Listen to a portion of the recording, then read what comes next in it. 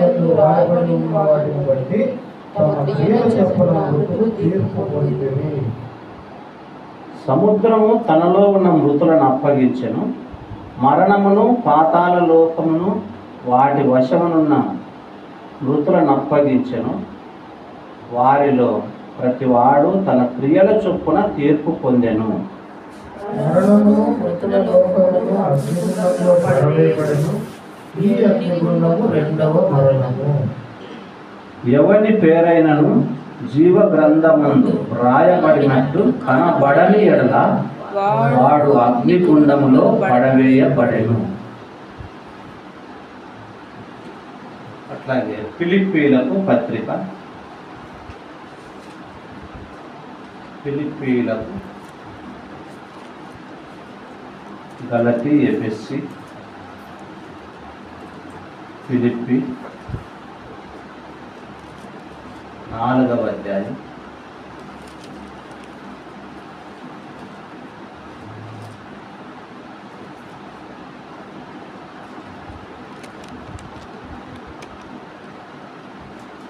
2-3 వచనాలు చదువుకుందాం, కలిసి చదువుకుందాం. ప్రభువునందు ఏక మనస్సు గలవారై ఉండుడని యువోదియను సుంతుకేను బతిమాలు కొనుచున్నాను. అవును, నిజమైన సహకారి ఆ స్త్రీలు క్లెమెంతుతోనూ నా ఇతర సహకారులతోనూ స్వార్థ పనిలో నాతో కూడా ప్రయాసపడిన వారు కనుక వారికి సహాయం చేయమని నిన్ను వేడుకొనుచున్నాను. ఆ సహకారుల పేరులు జీవ గ్రంథమందు రాయబడి ఉన్నవి.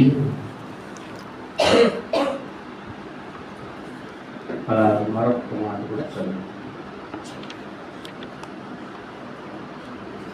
లూకా సువార్త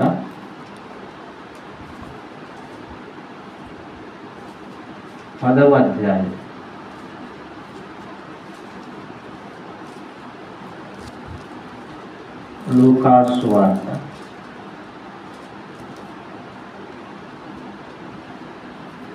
10వ అధ్యాయం 20వ వచనాన్ని కూడా మనం అందరం కలిసి తీసి అందరూ కలిసి చదువుకున్నాం. లూకా సువార్త 10వ అధ్యాయం 20వ వచనం. అయినను దయ్యములు మీకు లోబడుచున్నవని సంతోషింపక మీ పేరులు పరలోకమందు రాయబడి ఉన్నవని సంతోషించుడని వారితో చెప్పెను. ప్రార్థన చేసుకో.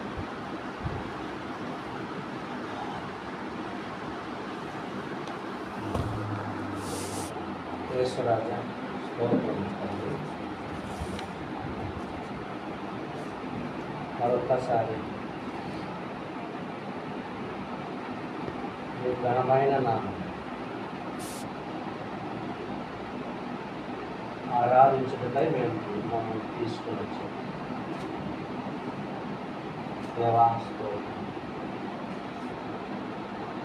మా కోసమై మీరు చేసినట్టు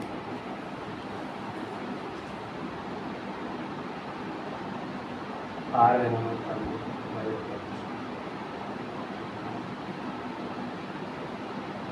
అయ్యా మీ ప్రణాళిక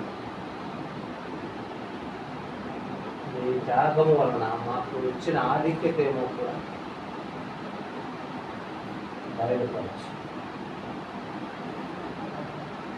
తండ్రి. స్తోత్రం లేదా నన్ను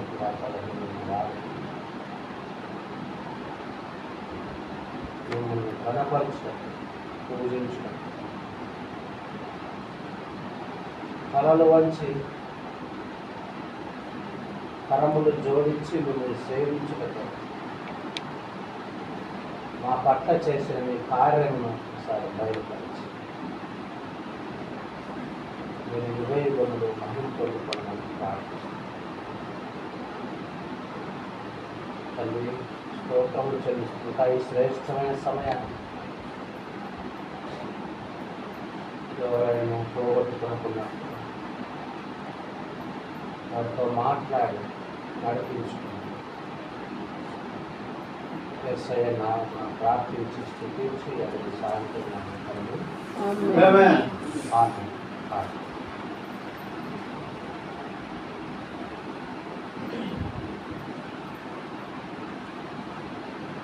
ప్రేమైన వారులారా, మనం 10వ అధ్యాయం లూకాసు సువార్తలో చదవబడినటువంటి మాటను ఒకసారి మనం చూస్తే వింటాం. మీ పేరులు పరలోకమందు రాయబడి ఉన్నవని సంతోషించుడి. మన పేరులు పరలోకమందు రాయబడి ఉన్నవి, అందును బట్టి మనం సంతోషించాలి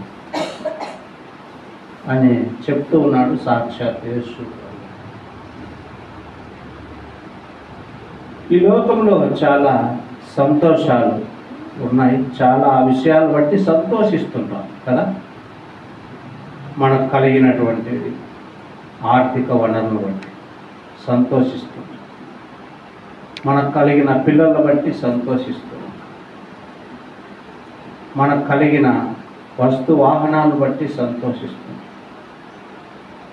మనకు కలిగినటువంటి ఉద్యోగ జీవితాలను బట్టి సంతోషించాం, మనకు కలిగిన భూ సంబంధమైనటువంటి వేటి బట్టో మనం సంతోషిస్తూ ఉంటాం. కానీ వాటన్నిటికంటే మనము సంతోషించాల్సినటువంటి సంగతి ఏమంటారు ప్రియులారా? పరలోకములో నా పేరు రాయబడి ఉన్నది. పరలోకంలో నా పేరు రాయబడి ఉంది, అది సంతోషించు. మరి స్టూడెంట్స్ చూసినప్పుడు ఒకవేళ మెరిట్ లిస్ట్లో తన పేరు లేకుంటే ఎంతో బాధపడతారు కదా. అలా ఉపాధ్యాయులు చూసినప్పుడు ప్రమోషన్ లిస్ట్లో మన పేరు లేకుంటే మనం ఎంతగానో బాధపడతాం. ఇంకా ఆయా సందర్భాల్లో జరిగినటువంటి సంగతులను బట్టి సంఘటనలు బట్టి ఎన్నోసార్లు మనం బాధపడేటువంటి వారు. కనుక మనకు ఫైనల్గా తేలింది ఏమంటే ఈ భూ సంబంధమైన వేటిలోనూ నిజమైనటువంటి సంతోషము లేదు. ఒక వస్తువుని మనం ఏదైనా కావాలనుకున్నప్పుడు అది సంపాదించుకునేంత వరకే సంతోషం ఉంటుంది, నిజమే లేదు. ఒక్కసారిగా ఒక మంచి ఇల్లు కావాలనుకున్నాం, ఇల్లు కావాలని కష్టపడి ప్రయాసపడి కట్టుకొని సంపాదించుకున్నాం, అది ఇంకా పొందుకున్న తర్వాత దాని సంతోషం అక్కడితో వీగిపోతుంది. ఆ తర్వాత ఆ ఇంటిని గురించి సంతోషం, ఆ ఇంటి గురించి ఆలోచిస్తూ తీసుకున్న తర్వాత లేదా కట్టుకున్న తర్వాత ఇట్లా అయితే బాగుంటుంది, అట్లా అయితే బాగుంటుంది, ఈ వస్తువులకు ఇక్కడ పెట్టుకుంటే బాగుంటుంది, అక్కడ పెట్టుకుంటే బాగుంటుంది. ఆ తర్వాత ఆ ఇంటిని కావలసిన సొమ్ము తీర్చుకోవట్లో ఆపసోపాలు పడతాం కదా. చూడండి, సంతోషము ఆ ఇంటి విషయంలో ఇల్లుంటే ఒకటి చాలా సంతోషం అనుకుంటుంది. లేదా పిల్లలు లేని వారు పిల్లలుంటే సంతోషం అనుకుంటారు. ఆ తర్వాత పిల్లలు అయిన తర్వాత వాళ్ళని పెంచుకోవడంలో, వాళ్ళని చదివించుకోవడంలో, వాళ్ళని మరి వృద్ధి చేసుకోవడంలో ఎన్నో ఇబ్బందులు పడతారు. సంతోషం ప్రేమ. అయితే మనం ఇక్కడ గమనించాల్సింది ఈ భూ సంబంధమైన వాటిలో మరి వేటిలో కూడా మనకు నిజమైన సంతోషం. అందుకోసమే పాట రాశాడు, సంతోషమే నీకు కావాలా, ఎంతైనా సమయం వృధా చేస్తావా అని రాశాడు.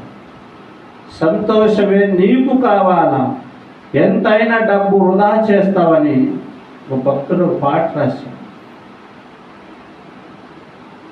అయితే ఎంత డబ్బు వ్యయం చేసినా, ఎంత సమయం వ్యయం చేసినా వాటిలో సంతోషం లేదని మనం ఆత్మీయులు గ్రహించిన వారమై ఉంటారు. కనుక యేసు ప్రభుల వారి శిష్యులతో అంటాడు, ఇదిగో మీ పేర్లు పరలోకమందు రాయబడి ఉన్నాయి, అందుకోసం సంతోషించండి.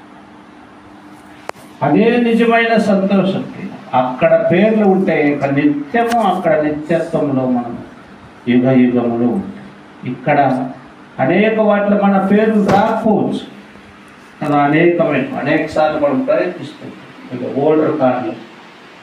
ఓటర్ లిస్ట్లో పేరు లేకపోతే మనం చూస్తాం కదా, ఎలక్షన్ దినాలు పోయినప్పుడు ఎంతో గొడవలు చేస్తారు. నా పేరు ఎక్కడ పోయింది,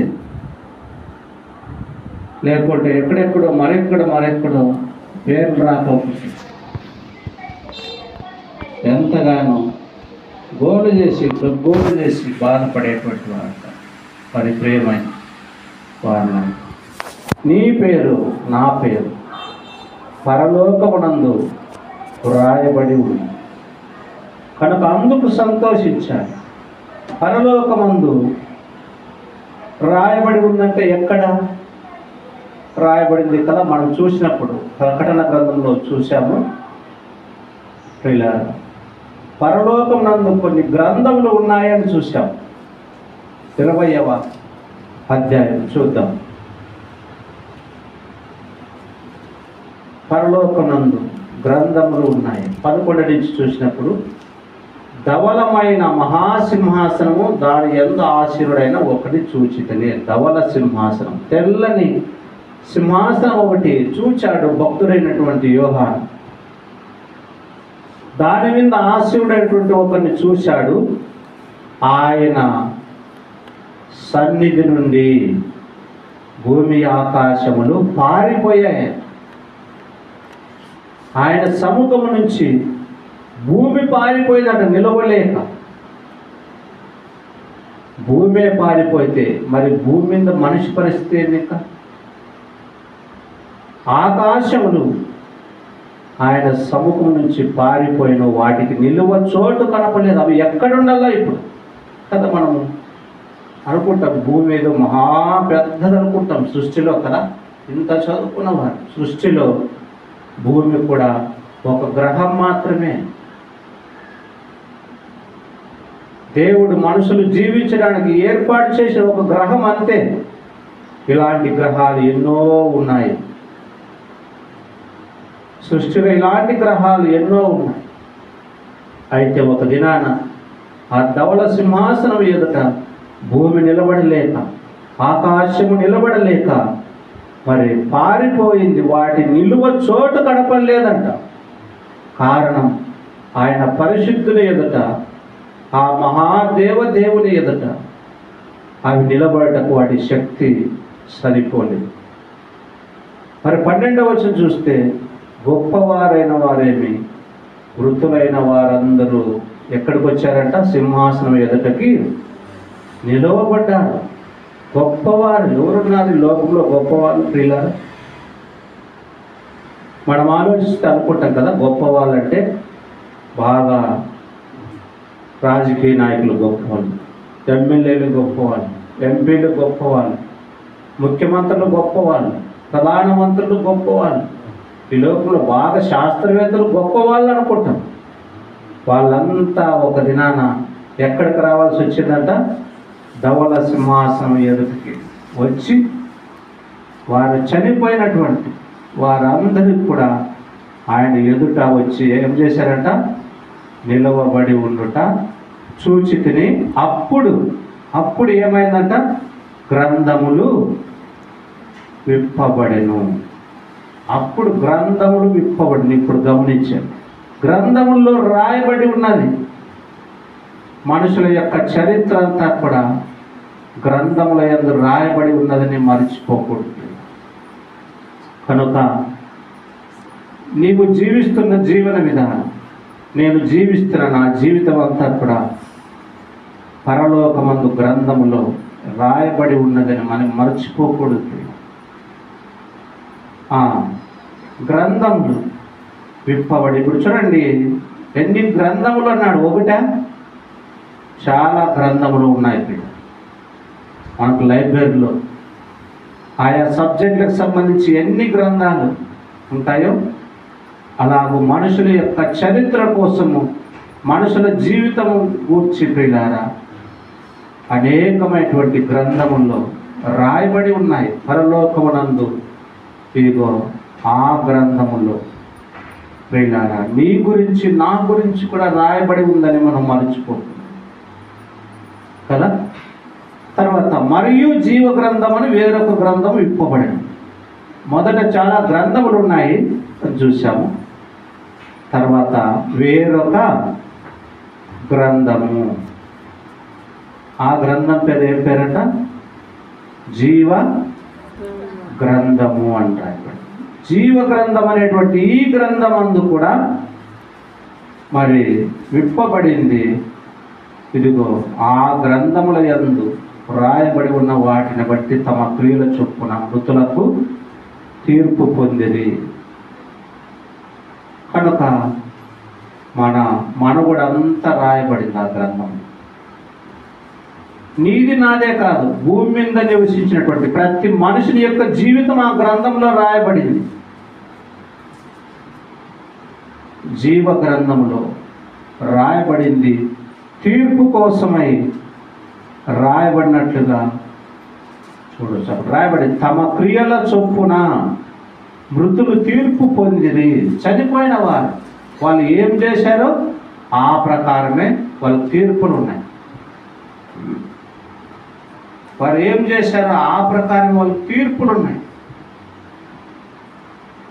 కనుక ప్రియమైన దేవుని జనమా, ఇదిగో దేవుడిచ్చిన ఈ శేష జీవితం, జీవించిన ఈ కాలంలో నువ్వు ఏమి చేస్తే అదంతా కూడా అక్కడ గ్రంథంలో, జీవ గ్రంథంలో లిఖించబడుతున్నది.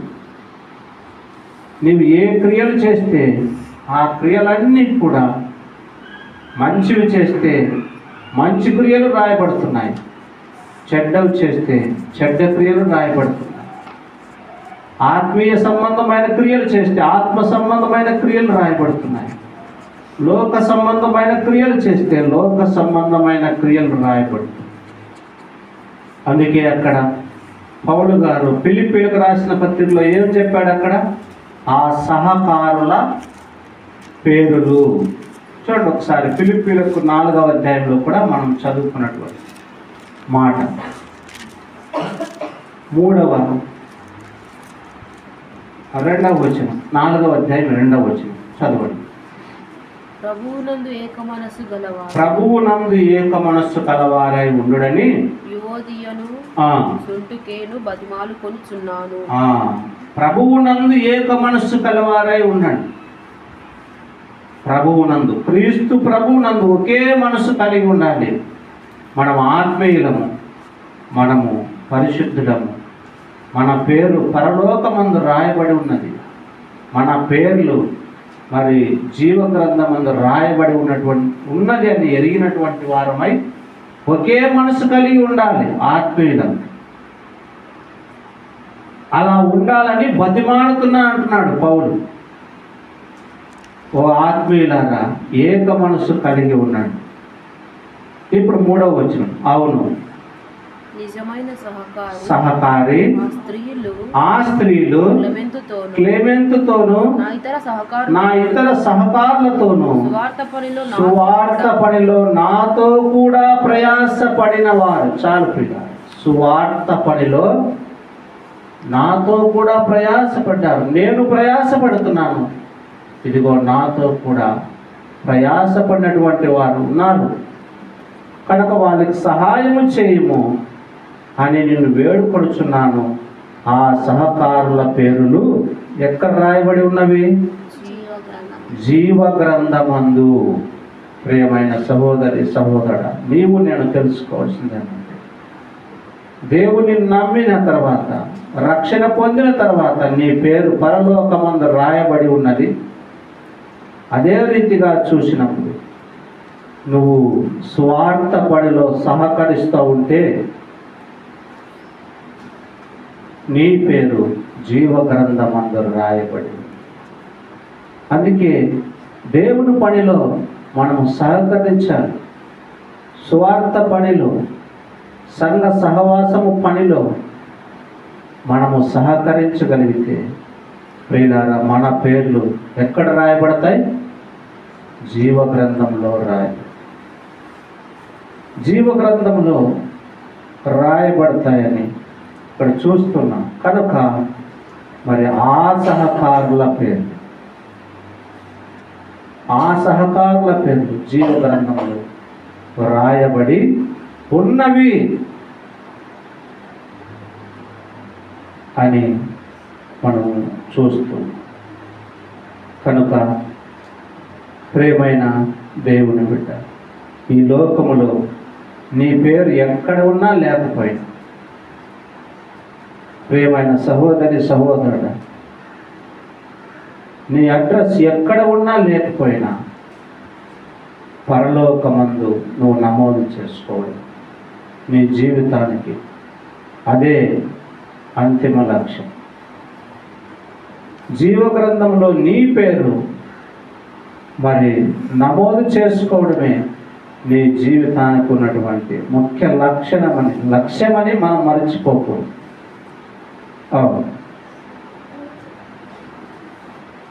ఇంకా మనం చూస్తే అక్కడ రాయబడింది కదా 14లో చూడండి, మరణమును, ప్రకటన గ్రంథం 20:14లో మరణమును మృతుల లోకమును అగ్నిగుండములో పడవేయబడింది. ఈ అగ్నిగుండము రెండవ మరణం ఉన్నది. కనుక భూ సంబంధమైన మరణమే గొప్ప మరణము. ఇదే లాస్ట్ మరణం అనుకుంటాను, చాలా మంది తెలియని సంగతి. భూమి మీద ఉన్న జీవితమే ఇదే లాస్ట్ జీవితం అనుకుంటున్నారు. ఇదే ఫైనల్ జీవితం కాబట్టి మన ఇష్టానుసారం ఏమైనా చేయొచ్చు అనుకుంటున్నారు అనేకులు, తెలియని జనాలు ప్రియ. కనుక నీవు నేను ఆత్మీయులు అలా ఉండడానికి వీల్లేదు. మరి రెండవ మరణం ఉన్నది. ఎవరికది రెండవ మరణము? అది అగ్నిగుండములో వేయబడేటువంటిది. అగ్నిగుండములో వేయబడి కాల్చబడేటువంటి మరణం, అది రెండవ మరణం. అది ఎవరికి? అక్కడే చూడండి, కింద 15వ వచనంలో రాయబడింది, ఎవరి పేరైనను జీవ గ్రంథమందు రాయబడినట్టు కనబడని ఎడల వాడు అగ్నిగుండములో పడివేయబడి. ఎవరి పేరైనా జీవ గ్రంథంలో లేకపోతే వాడిని ఎక్కడ వేయబడుతున్నాడు? వాడు అగ్నిగుండములో పడివేయబడి. ప్రియమైన వాళ్ళారా, మరి జీవ గ్రంథంలో నీ పేరు ఉన్నదా? జీవ గ్రంథంలో నీ పేరు నమోదు చేయబడిందా? ఒకవేళ చేయబడకపోతే తర్వాత నీ పరిస్థితి,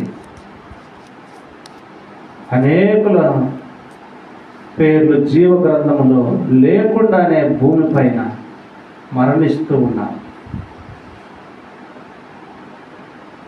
కనుక ఈ జీవ గ్రంథం ఇంకా ఒక పేరు కదా, ఏం రాయబడింది? గొర్రెపిల్ల జీవ గ్రంథము. పక్కనకి రండి, 21వ అధ్యాయం చూడండి. ప్రకటన గ్రంథం 21వ అధ్యాయం 27వ వచనం చదువు. గొర్రెపిల్ల యొక్క జీవ గ్రంథమందు రాయబడిన వారే దానిలో ప్రవేశించురు కానీ నిషిద్ధమైనదేదైనా అసహ్యమైన దానిని అబద్ధమైన దానిని జరిగించువాడైనను దానిలోనికి ప్రవేశింపడు. దానిలో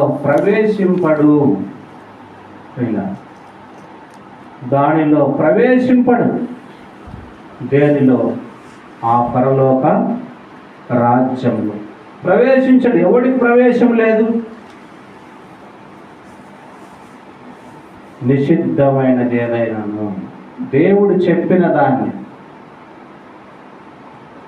చెయ్యనటువంటి వాడు, అదే నిషిద్ధమైనటువంటి. అసహ్యమైనది, ప్రజలు అసహించుకునేటట్టుగా ప్రవర్తించేటువంటి వారు, అబద్ధమైన దాన్ని అబద్ధములే చెబుతూ అబద్ధములే జరిగించేటువంటి వారు దానిలో ప్రవేశించారు. ఆ పరలోక రాజ్యంలో ప్రవేశించరు. ఆ గొర్రె పిల్ల జీవ గ్రంథమందు వారి పేర్లు వ్రాయబడి, అట్లాంటి వారి పేర్లు ప్రియమైన వారు. కనుక ఇంకా ఒకవేళ నిషిద్ధమైనటువంటి కార్యమని, అసహ్యమైన కార్యమని,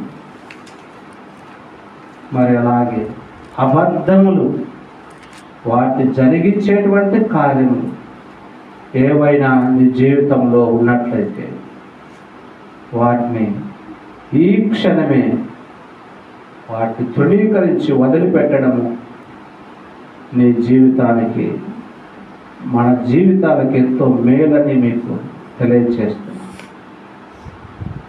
ఒక రోజు ఉంది, ఆయన ధవళ సింహాసనం ఎదుట నిలబడేటువంటి ఒక రోజు వస్తుంది. ఆ రోజు నీ క్రియలన్నీ కూడా గ్రంథం నుంచి తెరవబడతాయి. ఆ రోజు మన క్రియలన్నీ కూడా గ్రంథం నుంచి తెరవబడతాయి. అప్పుడు నేను ఏమి మాట్లాడడానికి వీలు లేదు. ఆ రోజు కేవలం ఇంకా జడ్జిమెంట్ మాత్రమే ఉంటుంది, తీర్పు మాత్రమే ఉంటుంది. కనుక గొర్రె పిల్ల జీవ గ్రంథమునందు నమోదు చేసుకుంటది. మరి ఇదే మిక్కిలి అనుకూలమైన సమయం అని మర్చిపోకూడదు.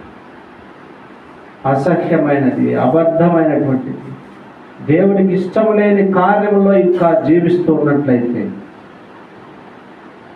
ప్రియులారా, వాటిని విసర్జించడము మన జీవితాలకు ఎంతైనా మంచిది, ఎంతైనా మంచిది అని తెలియచేస్తుంది. ఆ జీవ గ్రంథము, ఆ గొర్రె పిల్ల జీవ గ్రంథములో నీ పేరు, నా పేరు ఉండడం ఉత్తమం. ప్రియ, మరి ఎలాగో ఆ జీవ గ్రంథంలో మన పేర్లు నమోదు చేయబడి, ఎలాగో పేతురు పత్రిక ఒకసారి చూడండి, మొదటి పత్రికలో ఆ పరలోకమునందు ఆ గొర్రె పిల్ల జీవ గ్రంథమునందు పేర్లు, మన పేర్లు లిఖించబడట ఎలాగో అని మనం చూసినప్పుడు మొదటి పత్రిక మొదటి అధ్యాయం చూడండి.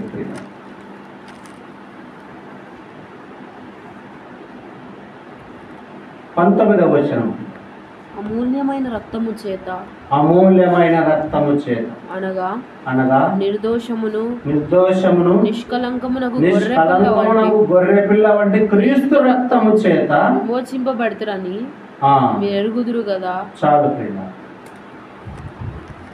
మనకు ఇప్పుడు విమోచన ఎక్కడ? గొర్రె పిల్ల యొక్క రక్తము. దేని నుంచి విమోచన కావాలి కదా? 18వ వచనం చదువుదాం. పితృపారంపర్యమైన మీ వ్యర్థ ప్రవర్తనను విడిచిపెట్టినట్లుగా వెండి బంగారముల వంటి క్షయ వస్తువుల చేత మీరు విమోచింపబడలేదు. మనకు విమోచన కావాలి.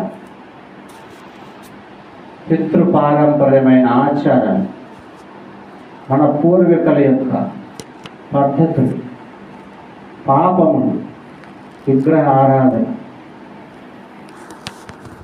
అనేక రకాలైనటువంటి పితృపారంపర్యమైనటువంటి వ్యర్థమైనటువంటి ప్రవర్తన మొదట విడిచిపెట్టాలి. వ్యర్థమైనటువంటి ప్రవర్తన విడిచిపెట్టినటువంటి వారమై మరి వెండి ద్వారా, బంగారం ద్వారా విమోచన రాదు అని రాయబడింది. ఈనాడు అనేకులు వెండిస్తే దేవాలయంలో, బంగారిస్తే మనకి ఏదో విమోచన కలుగుతుందని అనుకునేటువంటి వారు కూడా అనేకులు ఉంటున్నారు. మనం చూస్తూ ఉంటాం ఆయా స్థలాల్లో ఫలానా భక్తుడు ఇదో ఫలానా బంగారు కిరీటం, ఫలానా బంగారు నగలు అర్పిస్తున్నాడు అని మనము గమనిస్తాం. ఫలానా అజ్ఞాన భక్తుడు ఫలానా ఇన్ని కేజీలు బంగారం అర్పించాడు, అక్కడ అర్పించాడు, ఇక్కడ అర్పించాడని చూస్తాం. ఎంత అమాయకంగా ఉంటున్నారు కదా వారు. ఇక్కడ రాయబడింది వెండి బంగారముల వంటి అవి అక్షయమైనటువంటి వస్తువులు, క్షయమైనటువంటి వస్తువులు, అవి నశించిపోతాయి. వెండి బంగారములు అవి కరిగిపోతాయి ఒక దినాన్ని. దాని చేత ఆయన నిన్ను నన్ను విమోచించలేదు. యేసు ప్రభుల వారు వెండి బంగారముల చేత ఆయన నిన్ను నన్ను విడిపించలేదు ప్రియులారా. అమూల్యమైన రక్తం, అమూల్యం అంటే వెలపెట్టలేము ఆ రక్తానికి. అలాంటి రక్తంలో కార్చాడు నీ నిమిత్తము నా నిమిత్తం. నిర్దోషమైన రక్తం. ఆ రక్తంలో ఏ దోషము లేదు, ఆ రక్తంలో ఏ పాపము లేదు, ఆయన యందు ఏ అపరాధము లేదు కదా. ఆనాటి గవర్నరే ఇచ్చాడు, ఇది ఈయన యందు నాకు ఏ పాపము ఏ దోషము కనిపించలేదన్నాడు ఆయన గవర్నర్ ఆనాడు సిలువకు అప్పగించేటప్పుడు. మీకే అప్పగిస్తున్నాను, మీరే ఏమైనా చేసుకోండి, ఆయన చేతులు కడిగేసుకున్నాడు. అంతటి నిర్దోషి ప్రియులారా, అంతటి పవిత్రుడు, అంతటి పరిశుద్ధుడు అయి ఉన్నటువంటి గొర్రెపిల్ల వంటి క్రీస్తు రక్తము చేత మనం విమోచించబడింది కనుక మనము ఆ గొర్రెపిల్ల రక్తం చేత విమోచింపబడి పరలోక రాజ్యంలో మన పేర్లు రాయబడినటువంటి వారంతా. ఇలాగూ మన పేర్లు అక్కడ రాయబడ్డాయి, ఇలాగ పరలోక రాజ్యంలో రాయబడ్డాయి, ఇలాగ జీవ గ్రంథమందు రాయబడ్డాయి మన పేర్లు. ఇలాగూ గొర్రెపిల్ల జీవ గ్రంథమందు రాయబడ్డాయి మన పేర్లు. ఇంకా ఎవరైనా ఆ గొర్రెపిల్ల జీవ గ్రంథమందు వారి పేరు లేకపోతే, ప్రియమైన వాళ్ళ అయ్యా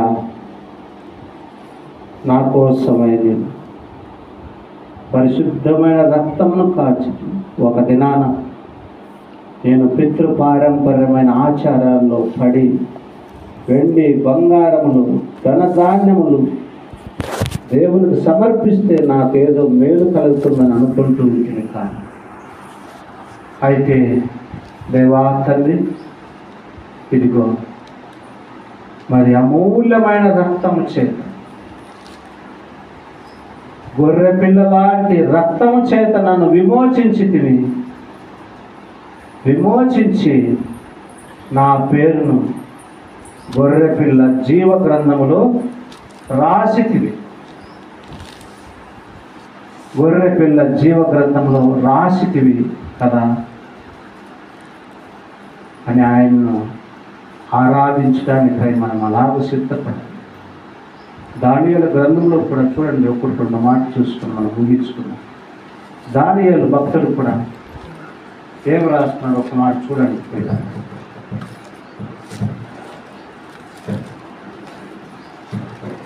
12వ అధ్యాయం దానియేలు గ్రంథం.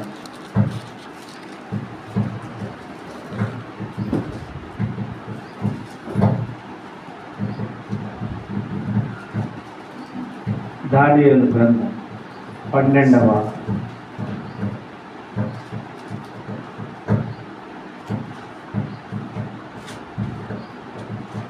అధ్యాయం మొదటి వచనం.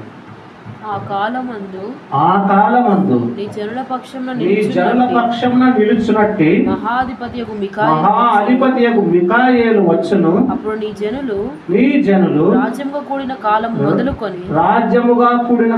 మొదలుకొని ఈ కాలము వరకు ఎన్నటికి కలుగునంత ఆపద కలుగును. అయితే నీ జనులలో గ్రంథమునందు దాఖలైన వారు తప్పించుకొందురు.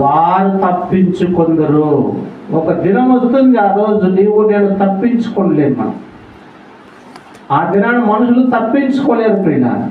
అయితే జీవ గ్రంథమందు రాయబడిన వారే తప్పించుకుంటారు. ఒక దినాన వస్తుందట, జనులు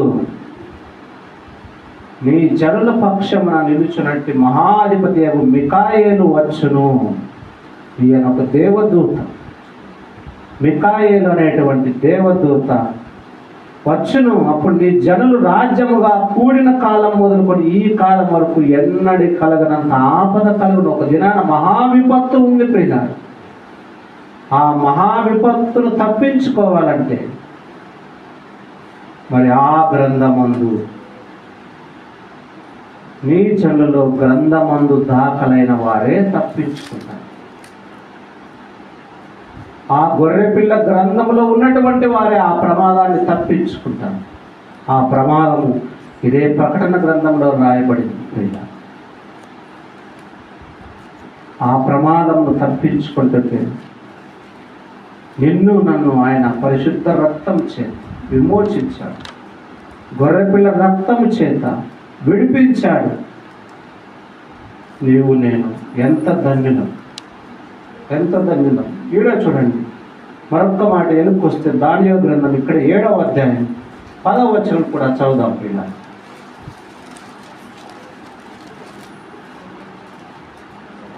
అగ్ని వంటి ప్రవాహము ఆయన యుద్ధ నుండి ప్రవహించుచుండెను.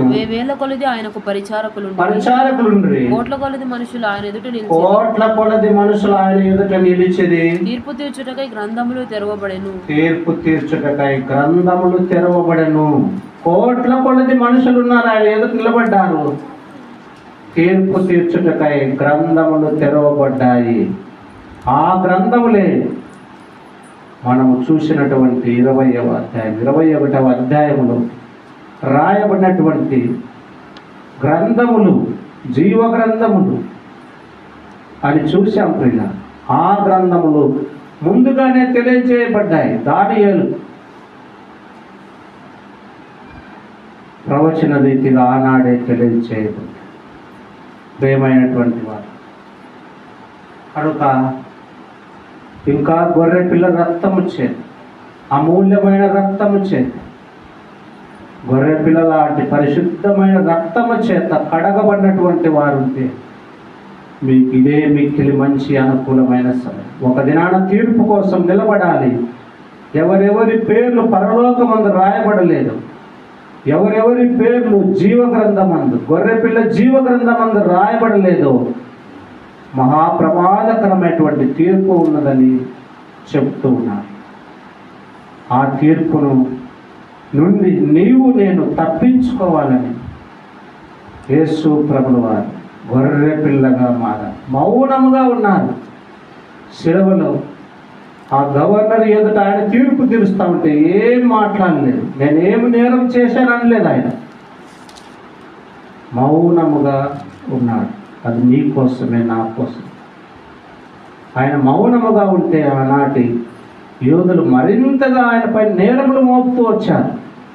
అదంతా మన కోసం ఆయన మౌనం వహించాడు. ఆయన నోరు తెరిస్తే శిక్ష మాపి అవుతుంది కనుక ఇంకా శిలువకు వెళ్ళలేడు. కాబట్టి ఆయన మౌనముగా ఉన్నాడు. అందుకోసం బాప్తిస్మం ఇచ్చి యోహాను కూడా అన్నాడు కదా, ఇదిగో లోక పాపమును మోసుకొని పోవు దేవుని గొర్రెపిల్ల. ఆయన దేవుని గొర్రెపిల్ల.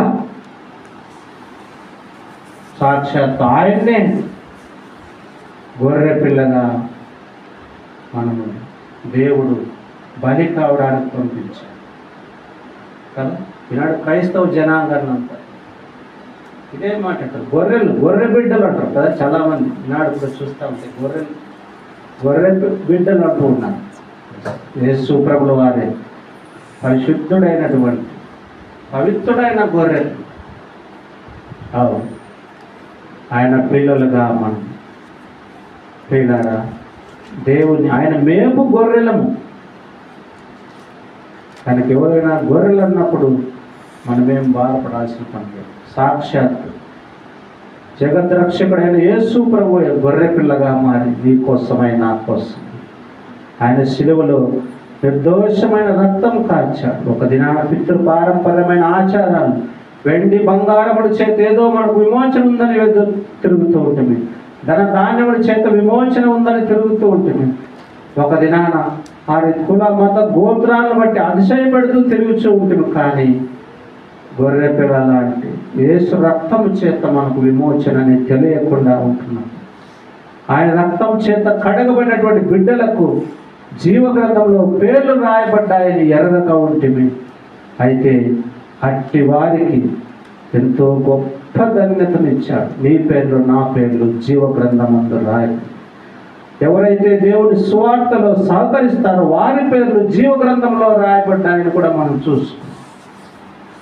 కనుక ప్రేమైన వాళ్ళ ఇదిగో అట్టి గొప్ప జీవగ్రంథంలో రాయబడి అట్టి గొప్ప ఆపదల నుంచి తప్పించబడినటువంటి మనము గొర్రె పిల్ల అయిన క్రీస్తుకు మన స్తుతి ఆరాధనలు మనము సమర్పించుకొంటకై ప్రకటన గ్రంథంలో చివరి మాట చూసుకొని అలా ప్రియులారా ఆయన్ని స్తుతించి గణపరుస్తాం. చూడండి, ప్రకటన గ్రంథం 5వ అధ్యాయం. ప్రకటన గ్రంథం 5వ అధ్యాయం 13వ వచనాన్ని మనం అందరూ కలిసి చదువుతాం. అంతా తీద్దాం ప్రియులారా, అందరూ తీసి మనం అందరూ కూడా చదువుకుందాం. అంతటా పరలోకమందును భూలోకమందును భూమి కిందను సముద్రములోను ఉన్న ప్రతి సృష్టము అనగా వాటిలో ఉన్న సర్వమును సింహాసనాసీనుడై ఉన్న వానికిని గొర్రె పిల్లకును స్తోత్రమును ఘనతయు మహిమయు ప్రభావమును యుగ యుగమును కలుగును కాకని చెప్పుట వింటిని. కనుక ప్రియుల అలా మనం కూడా చెప్పి ఆయన ఆరాధించేటువంటి వారు పరలోకమందు ఇలాగ ఆయన స్తుతిస్తా గణపరుస్తూ ఉంటే మరి మనము కూడా మరింతగా మన పేరు జీవ గ్రంథంలో లిఖించినటువంటి గొర్రె పిల్ల అయి ఉన్నటువంటి యేసు ప్రభుల వారి ప్రియులారా మనము స్తోత్రము ఘనత మహిమ ప్రభావములు యుగ యుగములు మీకే కలుగునగాకయ్యాలి మనం కూడా చెప్పి అలా ఆరాధిస్తాం. అలా అక్కడ పరలోకంలో ఉన్నవాళ్ళు స్తుతించారంట, భూలోకంలో ఉన్నవారు మహింపరిచారంట, మరి భూమి కింద సముద్రంలో ఉన్నవారు మహింపరుస్తూ వచ్చారంట. ప్రతి సృష్టము అనగా సృష్టి అంతా మహింపరిచిందంట. ఇదిగో సర్వము కూడా మహింపరుస్తూ ఉండగా నిన్ను నన్ను విమోచన పొందిన మనం మరి మన పాపముల నుంచి చచ్చిన స్థితి నుంచి విడిపించబడినటువంటి మనం కూడా ఎంతైనాను ఆయన స్తుతించి ఘనపరిచి ఆరాధిస్తాం. దేవుడు వాటి అనుభవం గుండా మనల్ని నడిపించుగాక. ఆమేన్. మోకరిద్దాం. మోకరించి అవునయ్యా, ఒక దినాన నేను ఆ పితృ పారంపర్య